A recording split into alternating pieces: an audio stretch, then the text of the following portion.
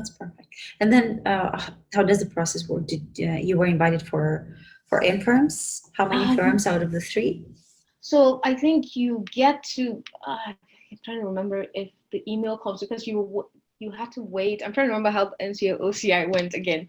I think we had to wait till we got like some sort of call, and or was it a call we got, or did we get some sort of email to say, oh, these firms will be reaching out to you?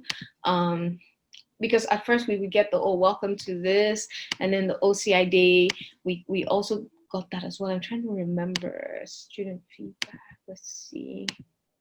Ah, this is it. This is it. And no, you had to wait for a particular day for you to get the call. And I think I got the call back. Was it a call back I got? I'm trying to remember. Sorry, my memory's all fuzzy now.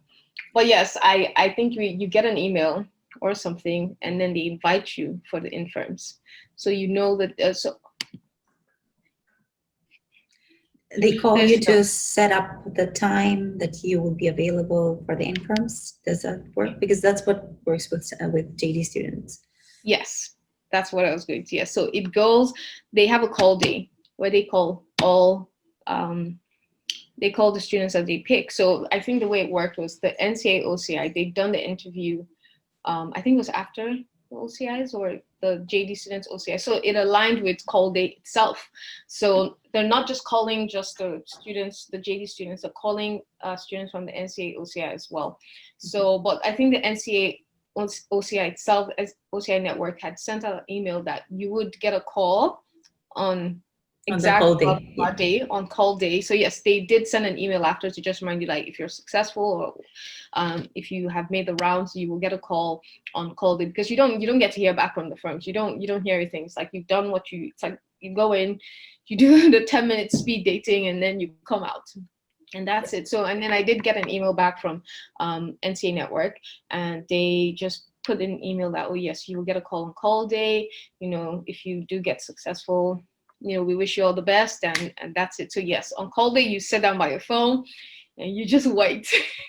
And then you wait for the call. So yes, and when you get the call, I think it's 9 a.m. because the LSO has a date. You have to call students between 9, like in the morning on XYZ dates. There's a whole guideline. I think it's at 8 a.m. I think it's at 8 a.m. Okay, maybe it was 8. I think I got my call around 9, I believe. And then they call you around 9, and then you have to schedule your infirm interview. So when they call you, they'll like, this is interview week. And I think the interviews are usually like the first day and the second day, or is the first day? I really don't remember anymore. So they call you, and you schedule a date. So I remember on that day, the first call I got was at 9. So I got 2 callbacks. So I had the 2 firms that I was interviewing with at the same time, and so I scheduled both my interviews as well. That's great. And then how did you schedule those? Did you put them both on like the first day of the interviews, like early in the morning? I did do in the mornings, because at the same time, I'd been applying to other firms that I didn't go through the NCA OCI with, and I'd gotten feedback from them as well. So I was also interviewing with those firms as a lateral hire. So it was just like, I didn't want to do too much at the time. So I scheduled my first interview in the morning, and the next one I'd scheduled it like just afternoon, because I had another interview that I was also supposed to go to as well. And the interviews went pretty well. It was a very stressful day. I'm not going to lie to you. It was very hectic. Just running around, going for the interviews, meeting people. It can be very daunting. I'm not going to lie, but I feel like the lawyers that I met, they want to know, like, they look at your resume, they ask you questions, but the interviews were like, they're intense. The interviews they're pretty intense, because you just keep going, you meet people, because maybe it was just me, because I expressed, an interest in certain areas like that I like. So I just felt like the questions just kept coming. It was one of the like toughest interviews that I'd been going for lots of interviews before, but for some reason I just felt like it's a summer job. Why should I be so stressed out? Like it was really intense. Like I can see why, the students say it's something that you have to commit to it. Like you have to keep going with it as well. Did they ask you, first of all, what was the structure?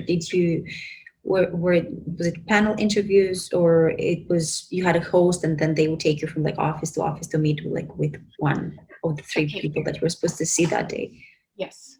So you would get like a list of your interviewers, and I didn't have a panel interview, but I did have like at least 2 to 3 people. But then you'd have different sessions. You would meet this first set of 3 people. You would finish. You'd take like a 5-10 minute break. You'd go. You meet this next set of people. You would finish, and then you go. You meet the next set of people. So they do that so that way you're able to like at least interview with different lawyers in the firm, especially if you've expressed an interest in an area of law that you are interested in. They want to be able to know, okay, can you um, maybe like relate with somebody, connect with somebody on their experiences, things that they've done or work that they've done. So I remember like my first interview probably lasted about 3 hours because I thought I was going to be done at 12, but in my mind I was like, this isn't going to happen. It wasn't feasible because I had my next interview that I'd scheduled, and I was like, oh my God, I'm going to miss this interview.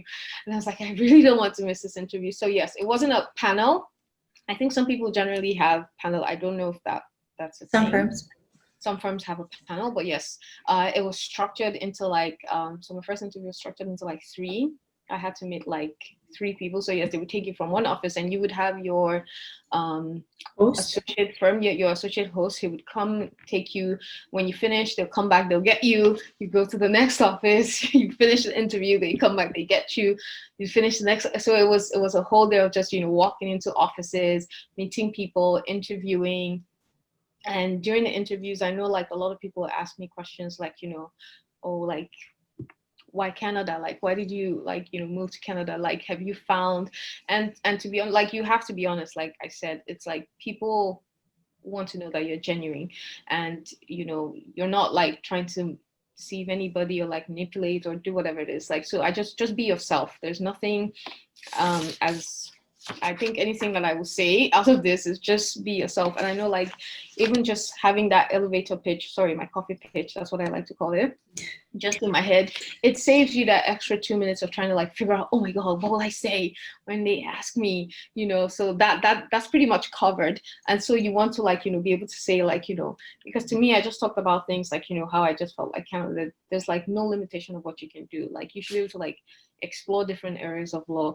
And as much as we've touched on the fact that, oh, fine, you probably don't want to stray too far. If you feel like, criminal law is what you want to do and you're going to be vested in it, I'm sure you can get it.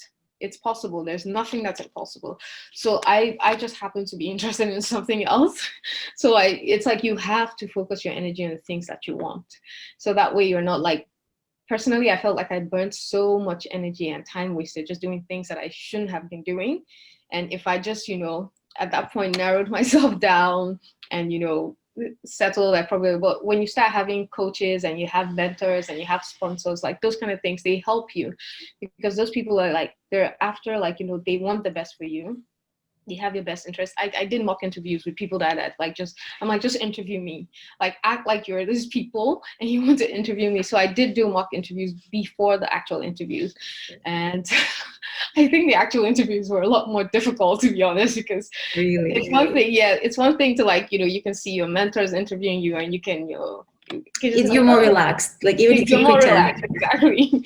And the pressure isn't there, but it's like on call day, we're seeing tons of students. Everybody's in the halls. Everybody's just moving. They're switching one person, and associates is moving out. And we're like, oh my God, like, what is happening? So, and I think they asked me about my experience.